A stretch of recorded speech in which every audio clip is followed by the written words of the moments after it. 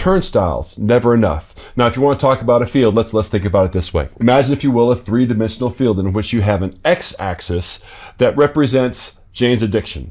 And then you have a y-axis that represents the police, and then you have a z-axis that represents the Flaming Lips.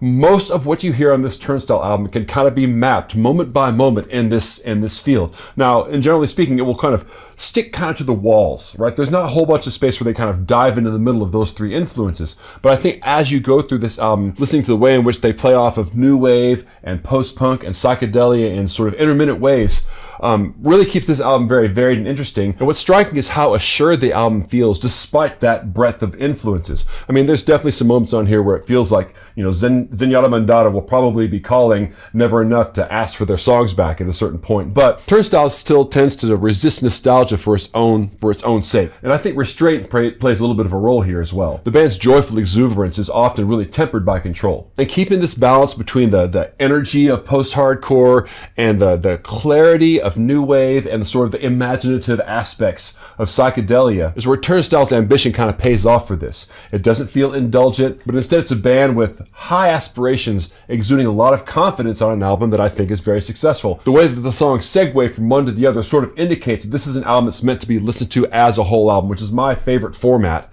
as a person that's an album listener. And this is an album that showed up on a lot of last year's best of lists, is where I discovered it. I think a lot of that's really super well deserved. This album really surprised me from the get-go and has paid off again and again as I've listened to it.